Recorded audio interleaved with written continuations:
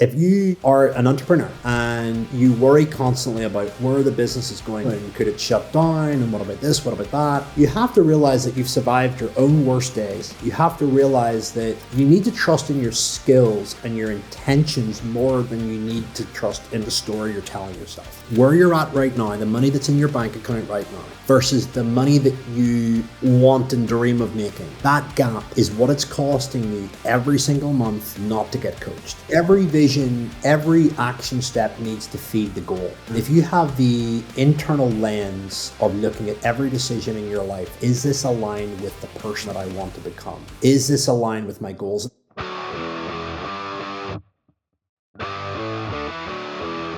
Good day and welcome to the Wealthy Entrepreneur Podcast. I'm your host, Bob Gauvreau. I just want to remind you that the Wealthy Entrepreneur Podcast is the place where we dissect the elements that contribute to entrepreneurial success, from mindset and leadership to profits and revenue. This episode is actually, we have an opportunity to reconnect with an old friend of mine that it's been a few years, but I can assure you it's going to be an episode full of valuable insights. I'm excited to welcome my friend Phil Graham to the podcast today. He's a globally recognized entrepreneur, author, and business growth strategist who's helped thousands of coaches and experts turn their knowledge into real wealth while designing lives of freedom, purpose, and impact. And Phil is going to share a lot of these insights today about his journey, some very valuable insights that all of us can incorporate into our business. And also, he's going to share a little bit about the new release of a documentary that will be coming out on Amazon Prime and on Netflix. It's called Fitpreneur. It's a groundbreaking documentary that puts a spotlight on the intersection of entrepreneurship, health, and personal evolution. Phil's story, methods, and mission are inspiring to a new era of high-performing leaders across the globe. But in addition to this new release, Phil is also the founder of Fitness Entrepreneur, the world's leading business and personal growth organization for health and fitness coaches. Phil's become a trusted figure in the industry, is also an author of the world's first encyclopedia on building muscle with type 1 diabetes, cementing his legacy in performance, health, and transformation. Phil is a very good friend. He's from across the world over in Ireland, but couldn't be more grateful for his time in joining us today. He's got a wealth of knowledge, and I'm sure he will give you insights that will help transform your life and your business. Phil, I'm so excited to welcome you to the show. All right, so I am thrilled, actually. It's been a little bit of a reunion to kick this episode off, or maybe offline. Phil, it is a pleasure to have you here. And just for context for everybody, Phil and I have known each other quite a few years. It's been an absolute pleasure to continue to watch the success in business and in life that you continue to achieve, my friend. And you're an inspiration for everybody. And to sort of kick things off, Phil, maybe you could give everybody a walkthrough of your entrepreneurial story from way back to the beginning to where you're at now. Bob, thank you for having me on. And most importantly, I appreciate the time that you put into these podcasts, because everyone listening to this takes a lot of editing, a lot of clipping, and a lot of organization behind the scenes. So go you. Well, listen, I'm not doing a lot of that work, but I appreciate it. As somebody is doing it, and it's very valuable, very valuable. Well, here's the deal. I'm from Belfast, Northern Ireland, and you and I met at a mastermind a good few years back. And my journey up until now has been really built on my mess, which I turned into my message. So hear me out on this. If you go back to whenever I was 16, I'm 37 now. I was an overweight, chubby little Irish kid that did not exercise. I was the definition of sedentary with a capital S, right? And every morning we used to go into school. I used to get the bus in, and we would stop off at this coffee shop called the Scallop Shell. I don't know why it was named that. And we would get an Ulster fry. An Ulster fry is eggs, soda bread, potato bread, sausage, beans, black pudding, you name it. It's beautiful. I used to have that, and I used to have tea. I don't know if you guys have tea in Canada. We have tea, but I don't know if we have anything that looks like what you just described. We call it Tetley tea, right? And I would have had a tea with maybe 3 or 4 sugars in it. Some people like tea black, some people like it with milk, some people like it with sugar. And then after that, we would have walked around to the local newsagent, which is essentially like a store. And I would have stocked up on sugary candies and sugary drinks. You're probably talking about 3,500 calories pre 8:45 a.m., right? Beautiful. And one day I was going into school and I noticed my eyesight was blurry. I noticed I was going to the toilet a lot. I said to my mom about it, and she says, probably something viral. It went on and on and on. Went to the doctors, long story short, got diagnosed with type 1 diabetes. And my mom was a healthcare professional, and I saw her burst out in tears. And I was like, there's something wrong here. This is obviously an issue.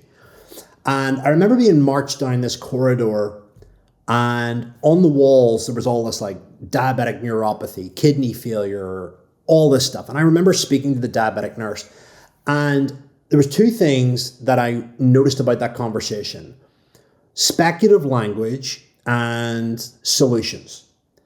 There's a potential, there's a high chance of, you might get this problem. However, intersection word. If you look after your diet, your lifestyle, your medication, your mindset, then you'll not get them. So when you get told all this stuff at 16, it kind of gives you a rocket up your arse. And you begin to realize, you know what, I have got to do something about this, or I can do nothing. I decided to do something about it. So I became engrossed in understanding human physiology, biology, nutrition, all of the elements that were going to give me hope for a better future. And I then pursued a degree in university in nutrition because I was doing it to understand myself more. And at the time, I fell in love with lifting weights. I remember going to this hardcore bodybuilding gym that I heard people talk about. And I started in the recumbent bike up at the top and slowly worked my way down into the weights room, where you could see all these big, like, muscular guys, like, throwing dumbbells, grunting. You could smell the testosterone 10 miles away, right? And I kind of fell in love with lifting weights. I fell in love with how it made me look and feel. And I was going to university studying nutrition, and all of it was complementary into diabetes, building a physique, building a body, and all that. And at the time, I was always entrepreneurial. I hated being told what to do. I hated other people controlling my time. Any career I went into, I didn't last. I clock watched. I just did not enjoy it. I felt like the life force had been sucked out of me. So at that time, I radically changed how I looked. Other people in the gym started realizing, hey, what are you doing?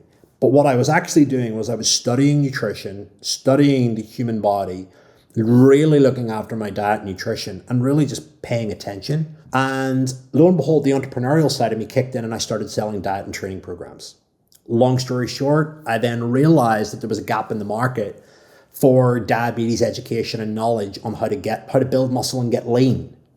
So I wrote the world's first encyclopedia on how to build muscle with type 1 diabetes and created a large movement around that. And then I had other coaches that started to come to me because I had a university degree in dietetics and biochemistry and all this. And they were like, can you teach me your stuff?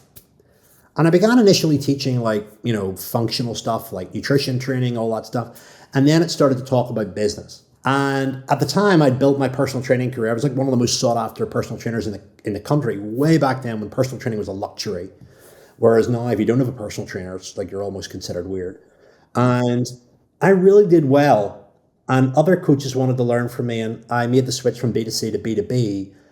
And fast forward to today, we run Fitness Entrepreneur, which is probably the world's largest personal growth and business growth organization for health and fitness professionals. And particularly in Europe and Ireland, where I'm from, I mean, we have taken personal training, online coaching from an undervalued, underrespected career into a business where these coaches are making a significant amount of money every single month. And I kind of disrupted the scene, and I called it Fitness Entrepreneur because my mom was like, what do I call you? Nobody really knew what a personal trainer was back then, and I didn't really want to be called a personal trainer. So I said, I'm a fitness entrepreneur. So that's where the whole name and identity came from. And we've gone on to serve people all over the world in all shapes, all sizes, and help them live their dream and create independence and freedom and all that kind of stuff. And, I'm about to embark on a documentary about my entire life. And there's a Netflix documentary being made about the overcoming the diabetes. I was a bodybuilding champion. So the very thing that was designed to kill me actually was the very thing that gave me this platform to be able to go and do this work.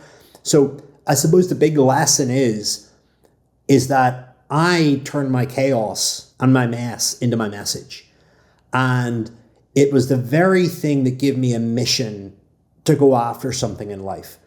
And I talk about 5 core components about success and fulfillment. Number 1 is mission. If you don't have a mission, then you're going to end up chasing metrics. Follower size, amount of revenue that you make, how much, everything's going to be externally governed. And the mission for me was to escape the life that was destined for me, to escape the areas that I was told that I had to be X and Y. I had to get great grades. I had to do this in order to be successful. And the business for me was the vehicle that was going to give me freedom. Building my health back was the vehicle for me that was going to help me overcome diabetes. And I experienced the upside of that I wanted to recreate and give back to other people. And because I had the entrepreneurial experience and knew what a business would give me, but also had this diabetic evolution, I wanted to gift that back to the world. And that's where it started. And I always say to people, your current business is the key to your next business, or your first business is the key to your next big opportunity. The next thing that you need to have is a strong internal narrative. At baseline, are you, on average, your own best friend or your own worst enemy? It needs to be on the verge of your own best friend. Because if that internal narrative is overly toxic, negative, demeaning, you will talk yourself away from doing anything worthy. And that internal narrative needs to really be strong. It really needs to be supportive. It needs to be encouraging, but it also needs to be equally challenging. The next thing is environment.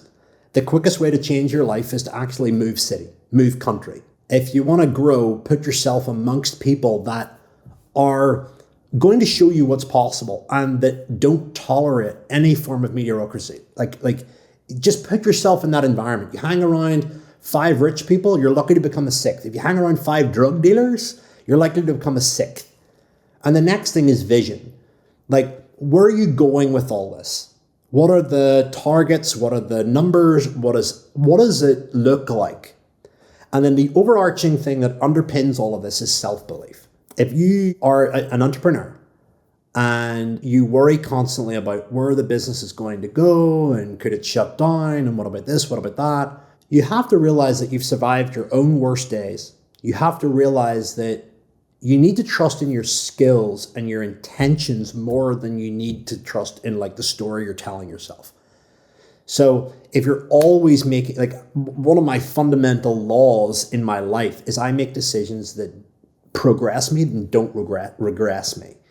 So I'm always looking at how can I make a decision that moves me forward. And that frame on life is built on, I've survived my worst days. All the shit that's ever come to kill me or like ruin me has always built me. And nothing is negative or positive until you put a label on it. So there's so much I could talk to you on that, but those are the areas that you need to have dialed in. And I find that so many entrepreneurs lose sight of mission over metrics. The internal narrative is all intoxicating, like just built to ruin. Their environment isn't dialed in. They don't have a vision, and so they're not clear on where they're going. And self-belief is at rock bottom, but everything feeds each other up and everything feeds each other down. So, those are very important components to have dialed in. And back to mission. Mission will get you through everything. Mission will give you the energy to waver the darkest of nights, the biggest of storms, the biggest of mountains, along with your internal narrative. And, one of the biggest pieces of advice that I could give anyone in terms of goal accomplishment and ticking off dreams per se, is that, you've already achieved a lot of goals that you thought that you never would and are still, in many regards, unfulfilled and feeling incomplete. And that feeling will never leave you when you begin to outsource your worth externally. So it's almost, you've got this lifetime of documented evidence that your goals aren't going to make you happy. It's actually you that's going to make you happy. So building that internal narrative and that just inner story of becoming for me is, can I become my own best friend? And 2, how can I live life to the absolute fullest? Those are the 2 most important internal missions for me. And then the outside mission, so it's like self to others, is like, how can I serve with doing something that I love, that I can sustain, that stimulates me, excites me, and challenges me. And you build your life around those components. Like, it's hard to go wrong. You know what? This has been a great podcast. I haven't asked one question, and I appreciate all of your insights. I absolutely love this, Phil. So clearly, you've made it very evident you're a thought leader in this space. You've had a lot of success. Now, I will say, to take it off the serious line for one quick second, I remember when we first connected, and this, everybody, pay attention to this. Check out Phil Graham bodybuilding, and you should see the size of this human being when he was a bodybuilding champion, because that, as someone who tries to commit to exercising, the dedication that you would need to get there is pretty incredible, my friend. And maybe just share a little bit about that journey, what that looked like. I mean, the simple punchline lesson here is bodybuilding is a sport and lifestyle of vision. When you're training in the gym, you're thinking about how you're going to look on stage, how you're going to look in magazines, getting the trophy. And that's what pulls you forward. Because I got to tell you, the commitment level to get there, like I'm just trying to stay in shape. Every vision, every action step needs to feed the goal. And if you have the internal lens of looking at every decision in your life of, is this aligned with the person that I want to become? Is this aligned with my goals? And that is why, like, the most productive thing that you can do in business is to sit down with yourself in a room with a coffee or whatever drink that you like and actually go, what do I want out of my life? Like, genuinely, what do I want? How do I want to feel? How do I want to look? How do I want my family to be? How do I want my money circumstances to be? What kind of experiences do I want? And that needs to feed into how you want to live, because the very reason why you're in business is to be able to live life on your terms. And you've got to get clear on what that looks like. And if you're not clear on what that looks like, then you will be scattered. And I got very, very clear on what that looked like from being a bodybuilder, but that gave me the experience of life design. Like, I remember spending the time, how do I want to live? And it really revolved around, what do I not want? And I built this entire life around, I don't want to do these kinds of things. I don't want to experience that again. I don't want to be around these kinds of people. I don't want to live a life like this. And I then painted the opposite. And people struggle to do that because, one, they think it's not productive. Two, they're actually afraid. This is a big lesson. They're afraid of defining a goal because they define failure. Like, if I, get the average entrepreneur to define their goals, they'll suppress them because they want them to be attainable.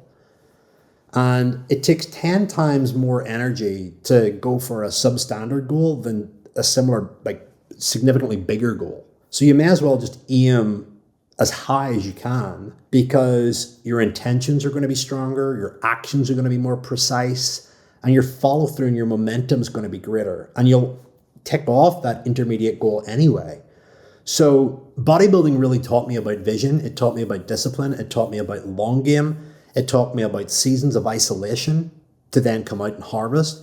That's another thing that I could talk to. Entrepreneurs are talking about, it's lonely running a business. Nobody gets it. It's lonely at the start when you're building, but when you build something significant, you will attract other successful people like a moth to a flame. You'll be able to hold conversations better. You'll be able to add value to people that you never thought you could before. The most important thing is getting into those circles and building those networks. And that is a skill in itself. If you want to build a great life, pay to be in the rooms around great people. Go to the trips. Go and add value to people that are in, the social clubs or whatever it is, and make a connection. Why?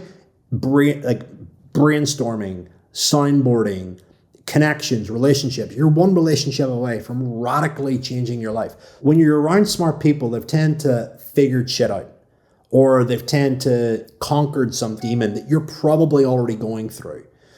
So if you can build high value relationships like that, where the conversation is all about growth and expansion in the right directions, it can really, really have a significant and profound impact on your ability to like just grow and live life to the fullest, you know? As someone who's certainly grown a very successful coaching business in this space, like you talked about, maybe one of the most successful globally, what would you pinpoint as being the greatest value? You sort of talked to it about having a coach, someone who's been there, someone to guide you.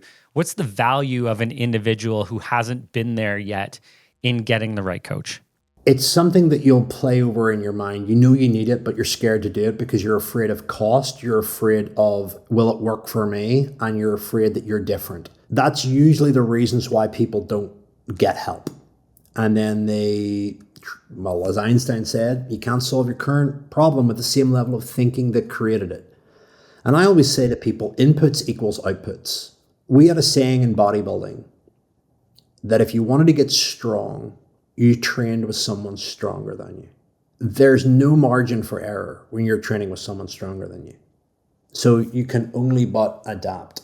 And that adaptation is favorable in the goal of bodybuilding. So put yourself in the room amongst people that have done what you want to do. Learn from people that have done what you want to do. And yes, you are going to have to pay them.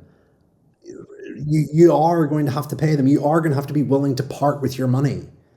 Why? Because you're accessing time, wisdom, and you're actually adding years to your life. So it is of significant value. I mean, I wouldn't have met you if I wouldn't have invested in the coaching program back in the day that we both joined way back.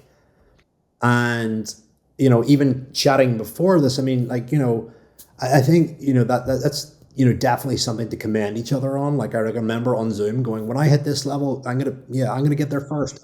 And we were doing that with total blind faith. Yeah. Both of us weren't there, and we made a commitment to doing it, and we followed through on exactly what we said we were going to do.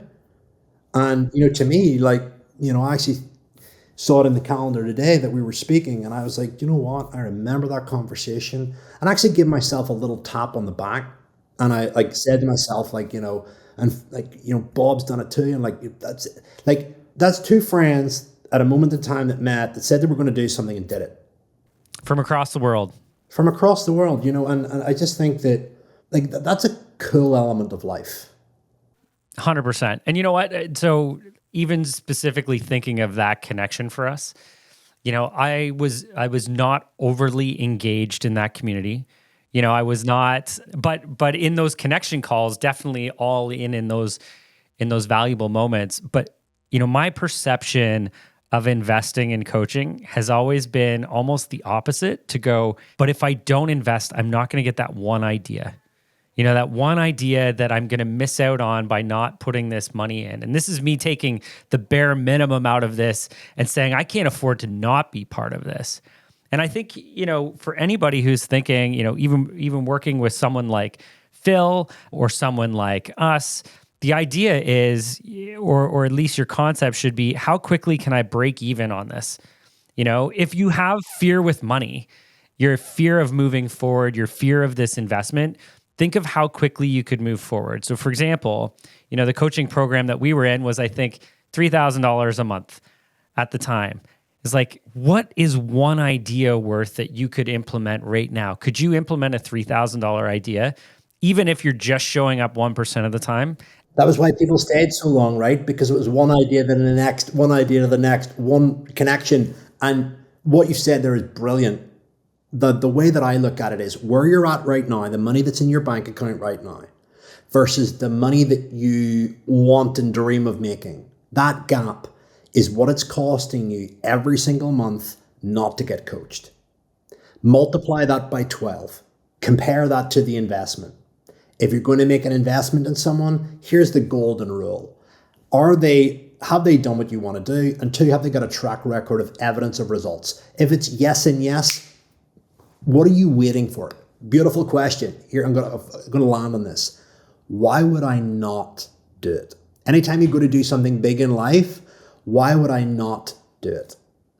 And then you start going scared, afraid, all of this stuff. And of course, it's going to be unfamiliar territory. That's why it's outside your comfort zone. But what's best for you is always outside your comfort zone, period. And you know what? It's interesting too, Phil, and I couldn't agree more. For everyone, Phil and I were scheduled to record a podcast about 2 hours ago, but we were too busy catching up for the first hour and a half. So we had to jump into this. But you know what? It's actually unfortunate. I wish I had it recorded because, you know, the value and the insights of even just Phil and I catching up with two people who've had success in their space that help teach others on how to accomplish those similar things. Like the conversations that Phil and I were having about challenges, you know, that was worth an investment for people to be part of that. You know, it really was. And I was reflecting on it going, damn, we missed out on an opportunity. But Phil, maybe this is a good opportunity for us to talk about having a joint mastermind community in some way, shape, or form where we could share our knowledge, you know? We can make it happen. We can make it happen. Absolutely. It's totally true. So, question for you. So you have built one of, if not the most successful fitness coaching business in the world. And, you know, starting from ground up is not easy. There's a lot of people who have transitioned in a family business and are automatically sort of successful in what they're inheriting. Creating something from the ground up is difficult. So if you were to pinpoint a couple of the largest challenges you had going from starting your business to getting to where you are today, what would those be, and how did you solve those problems? First thing was just not being good enough at the start, not having the skill sets, not having the attitudes or the clarity, and being okay with the fact that I feel overwhelmed, and I'm overwhelmed because I'm just not skilled enough at this particular thing. Number two is letting go of control and letting other people come into my creation to grow it. And that requires you to train them impeccably well, keep them accountable, compensate them fairly, manage and mentor accordingly. And you need to switch from mentoring your clients to mentoring your team. You build the team and the team build the business. On top of that, really staying focused on the numbers that matter. Profit is what my family take home. Turnover is a measure of demand. Profit's what my family take home. There are people that make, you know, in my world, in my niche, that make more turnover than me, but they don't pull anywhere near out what I pull out the other end. And that's due to efficiency and a whole go of other stuff. Again, making sure you know what you're optimizing for. Like, what are you doing it all for?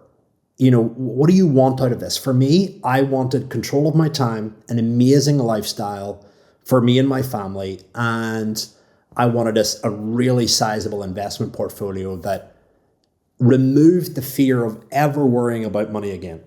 Whenever you remove that fear of worrying about money again, you can go and experiment and play in life. Because the number one fear in people's lives is lack of money. For most cases, lack of money and death. So and speaking. yeah. And I removed that. I removed that from my world because it was something that I did not want to tolerate. I do not want to be infected by that thought or that at all. I can be a better human. I can serve better when I'm not preoccupied with my own survival. 100%. You know, it's interesting too, because you were talking before a little bit about setting that vision of what you want to accomplish, and a lot of people not doing that.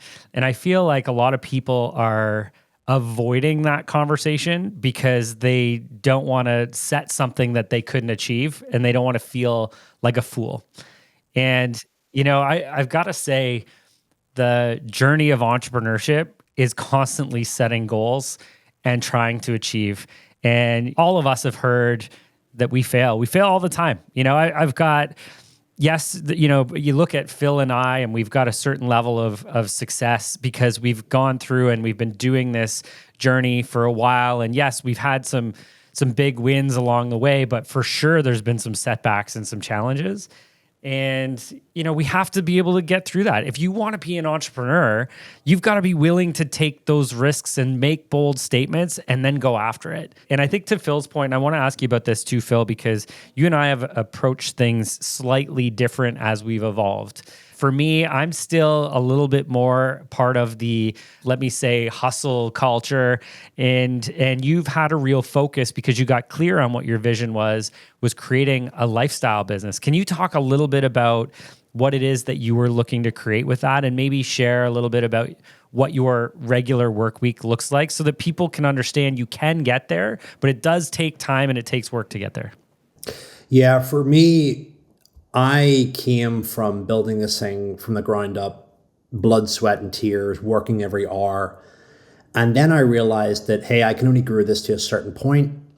And then I started hiring a team, training a team, mentoring a team, and basically getting them to replace me in certain areas. And the most important thing for me initially was to make a lot of money. I then made a lot of money and realized that, hey, I'm working a lot. And I didn't have time to enjoy the money. And I was just building this massive big bank account with no money in it. It kind of looked cool to like check in every now and again and see like millions in it. And yeah, it looks great. I feel safe. But I was never really like spending any of it. And then I slowly started spending it and started enjoying it and started taking on experiences and just living my life and doing almost recreating childlike emotions of excitement with adventure. And that's what money allowed me to do. Travel. I love my food. I love my wine. I love, there's certain things that I really love in life. Shooting, hunting, like traveling, like all of that kind of stuff. And money allowed me to enjoy more of the stuff that I already like kind of peripherally did. It was a vehicle for me to enjoy life more fully.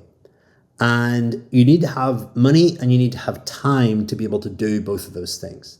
There comes a point in every entrepreneur's career where you don't want to do certain stuff anymore.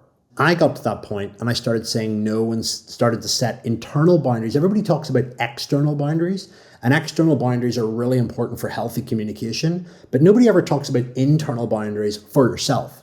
So I began to say, right, okay, well, what's an internal boundary for me? It means that I'm going to stop doing something that I'm doing because I feel that I'm the only person that can do it. I actually don't enjoy doing it. It rattles my cage for the rest of the day and it depletes me. So I want to start building a life around things that I enjoy and that inspire and excite me and light me up. So that was an opportunity for me to build a business around how I wanted to spend my time. And that's what I focused my life on doing. And I've now got that time. And in that time, I was able to find myself, enjoy myself, and actually take in all the stuff that I'd worked hard to do. So just keep that in mind. If you're working all the time, what are you doing it for? And do you want to spend the rest of your life doing what you're doing? And that's not to say that you're going to build a business to end up, just going to the south of France and drinking wine and going on cruises all the time. Sounds nice though. But what's the best part? What's the best part of a holiday? Come into the last couple of days and go, I'm craving my routine. I'm craving the structure. I want to get back into it. And I think there's a part of every entrepreneur that just loves the thrill, loves the chase, loves the adrenaline, loves the chaos.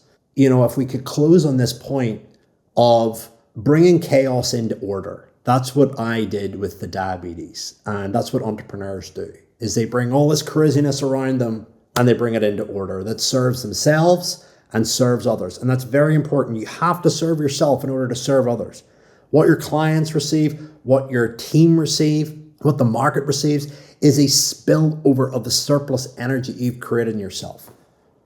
So, yeah. So thinking of your evolution of becoming the CEO of this successful company, if you were to give credit to one sort of leadership skill that you've been able to create in yourself that's helped achieve that success, what would that leadership skill be? Self-governance, the ability to know why you're building what you're building, and to know that your own internal worth is not to be found outside of you, it's found inside of you.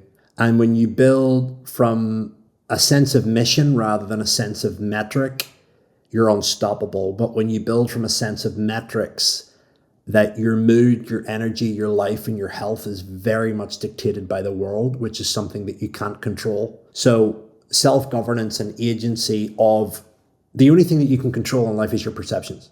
And like if you're your own best friend and you trust yourself impeccably and you know your follow through and you build that relationship with yourself, it is a very rewarding and healthy place to work from, rather than a defeatist, highly negative. You're building it for the wrong reasons. Build for the right reasons. But it's to build a relationship with yourself, because that's the most important relationship that you spend 24 hours with every fucking day. And if that relationship is off or mildly off, watch how you behave around other people. We all know somebody that is incredibly wealthy and successful but is miserable. We all know somebody that is also in great shape but skint. We all know somebody that's a great family person but doesn't have business acumen. So the real secret is to, really build that relationship with yourself, but take responsibility of all those other areas and look at mastering them one by one. And I suppose you don't have to have it all at once. Look at what's in front of you right now. Are you in a season of building? Are you in a season of healing? Are you in a season of your health? Are you in a season of business? Are you in a season of wealth creation? Are you in a season of rest? Like, everybody's trying to do all this shit at once.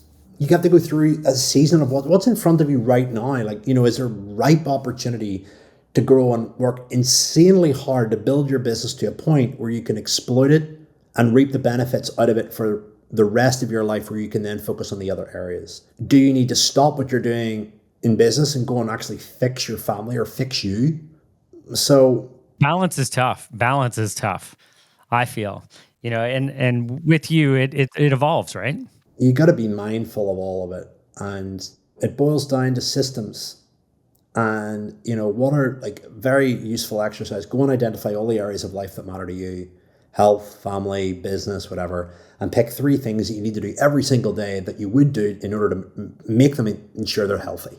Thank you. This has been exceptional. Now, I can't let you go, because the reason that you and I reconnected here was that you have this really exciting project that you sort of expressed at the beginning. But okay, you've got this documentary coming out. It's called Fitpreneur. It's coming out on May 2nd on Amazon Prime. Can you tell us a little bit about what this documentary is sharing? So, for those of you that are listening, probably know the film Pumping Iron with Arnold Schwarzenegger. So that was the first bodybuilding documentary that ever came out. And then, I think it was in late 2000s, the first Generation Iron came out, which was essentially the modern version of it. And they recreated the story around the Mr. Olympia and bodybuilding. And then they did a second film, which was massive. And then they did one around CrossFit, because CrossFit was such a huge trend. They did another one. They said, we don't want to do the typical bodybuilder, big stage trophy thing. We want to actually look at somebody that has, like you, overcome a life-threatening disease, become a championship bodybuilder, turned that into an amazing business career, and then also gone on to impact an industry. It's a very interesting story. So let's document it. So lo and behold, I never thought that little old me was going to get my own hour-and-a-half documentary on Amazon Prime and Netflix, and it's very exciting. It's called Fitpreneur. It's basically my journey, the challenges of running my coaching business, the challenges of overcoming diabetes, and all of that combined. It's very exciting. So it's out on, May 2nd on Amazon Prime, and I'm sure you'll see it on Apple and Netflix and all that stuff and all these streaming platforms. You might even see it in the newspapers, because there's a huge PR thing going on now. And it's very, very, very exciting. Well, my friend, I for sure will be tuning in, because I do need to see, I saw some brief clips around your property and around your home. So I just need to be more aware of, when I get the invitation to come see you in Ireland, what that looks like, just so I know I'm at the right place. But I have to say, Phil, I am thrilled for you. I'm privileged to have a friendship with you that we established years ago. It's interesting when you've connected with somebody. We haven't chatted in multiple years, but I felt like I've still been part of your journey and part of your success. And knowing you so well, I couldn't celebrate this for a better guy. You really do deserve this recognition. I'm very excited to check this out. I'm very appreciative of all of the insights that you have shared with us over the last, 40 minutes or so. Grateful for you, my friend, and really appreciate you joining us here today. And you too, brother. Love you loads. Yeah, so for everybody watching, Phil Graham, not just a great guy. Check out Fitpreneur. It's going to be released on May 2nd, Amazon Prime. I believe it's going to be on Netflix later on, but check it out on Amazon Prime, May 2nd. This is the Wealthy Entrepreneur Podcast. I'm your host, Bob Gauvreau. It is an absolute thrill to bring friends like Phil in to share their insights, world class in so many different ways. Just keep in mind, guys, we are on a mission to empower entrepreneurs with the financial confidence to make informed decisions and change the world. And understanding and interpreting some of the advice and guidance from world-class people like Phil is certainly going to take you one or two steps forward. The insights that he shared today have been invaluable. If there's someone you know that you feel would benefit from having this information, please share. You know, our mission is to make sure we're helping everyone take that next step forward in their entrepreneurial journey. Make sure you give us a like, drop any comments or questions. I'm sure I can get any questions that Phil needs to answer back to you guys. Phil, lastly, how can people get a hold of you outside of your newfound fame on Amazon? Oh, just go and find me on Instagram, on YouTube. I'm not hard to find. All right, we'll put all those contacts in. Once again, everybody, thanks for joining us today. Have a great day. Thanks, Bob.